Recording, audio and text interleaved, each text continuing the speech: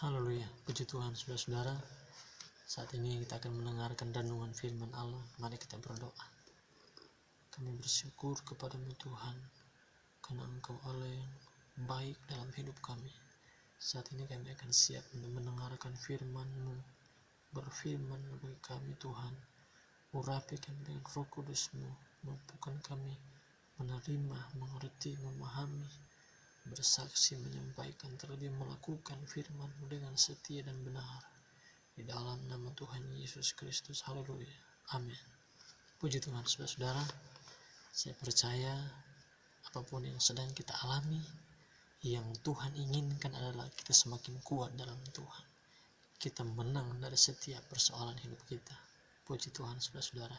Nah, malam hari ini kita akan belajar bersama-sama satu renungan firman Allah dengan tema 3 hal kesiapan. Nah, saya percaya Tuhan Yesus sudah tidak lama lagi akan datang pada kali yang kedua. Oleh karena itu penting sekali untuk kita mempersiapkan diri. Nah, saat ini kita akan belajar 3 hal dalam kita mempersiapkan diri menjelang kedatangan Tuhan Yesus pada kali yang kedua. Mari kita buka hal yang pertama, apa yang harus kita lakukan untuk mempersiapkan diri kita, saudara-saudara. Mari kita buka dalam 2 Petrus 3 ayat yang ke-9. 2 Petrus 3 ayat yang ke-9. Tuhan tidak lalai menepati janjinya, sekalipun ada orang yang menganggapnya sebagai kelalaian, tetapi ia sabar terhadap kamu, karena ia menghendaki supaya jangan ada yang binasa, melainkan supaya semua orang berbalik dan bertobat. Nah, saudaraku yang kasih dalam Tuhan Yesus Kristus, dalam kita menantikan kedatangan Tuhan, kita harus mempersiapkan diri. Nah, yang Tuhan mau dalam hidup kita adalah apa? Kita hidup dalam pertobatan, saudara-saudara. Jadi jelas firman Allah katakan Tuhan tidak lalai menepati janjinya. Meskipun ada orang yang menganggap Tuhan itu lalai, tapi saat kita percaya janji firman Allah itu iya dan amin, maka Tuhan tidak akan pernah lalai menepati janjinya. Karena Tuhan menghendaki semua kita selamat, masuk surga semua. Nah, oleh karena itu, dalam setiap persoalan pergumulan hidup kita, mari kita hidup dalam pertobatan. Apa yang Tuhan tidak mau untuk kita lakukan, mari kita tanggalkan semuanya. Kita berikan semua kepada Tuhan, biar Tuhan yang bekerja dalam hidup kita. Segala yang tidak berguna kita buang semuanya, saudara-saudara. Mari kita hidup baru dalam hidup yang dikenan oleh Tuhan Yesus Kristus, saudara-saudara. Karena itu menjelang kedatangan Tuhan pada kali yang kedua, kita harus hidup pada pertobatan, saudara-saudara. Ada buah roh yang keluar dari setiap kehidupan kita.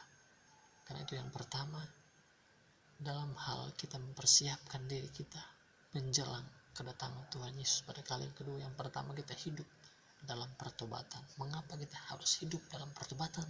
Karena jelas Alkitab katakan, firman Allah katakan, Tuhan tidak lalai menepati janjinya, saudara-saudara. Saat dia berfirman, maka itu akan terjadi bagi setiap kita yang percaya dan tetap mengasihi Tuhan.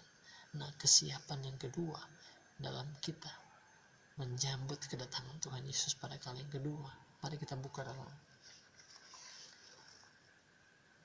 Matius 24 ayat 12 sampai 13. Matius 24 ayat 12 sampai 13. Dan karena makin bertambahnya kedurhakaan, maka kasih kebanyakan orang akan menjadi dingin, tetapi orang yang bertahan sampai pada kesudahannya akan selamat. Nah, saudara-saudaraku yang kasih dalam Tuhan, yang kedua di sini adalah bertahan dalam kesucian yang Tuhan berikan. Kalau yang pertama tadi kita hidup dalam pertobatan, yang kedua di sini kita bertahan, kita terus hidup suci kudus di hadapan Tuhan, saudara-saudara. Kalau setiap pelanggaran, setiap dosa yang tidak berguna kita sudah buang, mari jangan kita pakai itu lagi. Jangan kita hidup dalam segala macam dosa seperti yang lalu-lalu, saudara-saudara. Namun kita berusaha untuk hidup suci, hidup kudus, karena kesudahan segala sesuatu itu sudah dekat, saudara-saudara. sudah di ambang pintu tentang kedatangan Tuhan ini. Karena itu kita harus menguasai diri kita agar supaya kita mampu untuk berdiri di atas firman Tuhan dan hidup suci, hidup kudus di hadapan Tuhan sesuai dengan firman Allah. Nah, dalam kita menanti kedatangan Tuhan pada kali yang kedua, kalau kita hidup dalam pertobatan, kita juga harus mempertahankan kesucian yang Tuhan berikan dalam hidup kita, saudara-saudara. Karena saya percaya akan ada berkat yang luar biasa saat kita hidup kudus, hidup sesuai dengan firman Allah. Nah, yang ketiga, kesiapan yang kita lakukan yang ketiga dalam kita menanti kedatangan Tuhan pada kali yang kedua. Mari kita buka dalam Roma 12 ayat 11 sampai 12.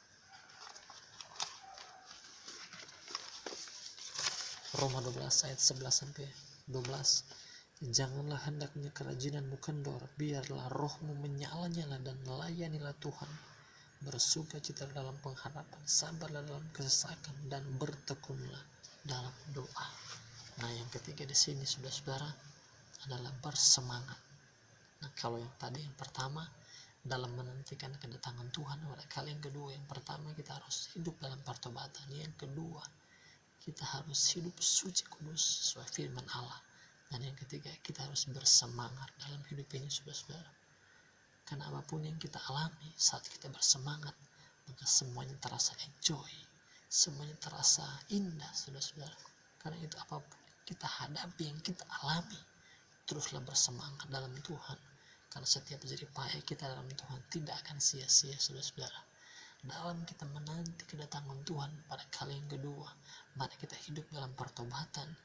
Kita hidup dalam kesucian sesuai firman Allah, mempertahankan kesucian yang Tuhan berikan dalam hidup kita. Jangan dikenakan dengan kuk dosa lagi, saudara-saudara. Dan yang terakhir, dalam kita mempersiapkan diri menyambut kedatangan Tuhan Yesus Kristus adalah kita bersemangat sampai akhir nafas hidup kita, saudara-saudara.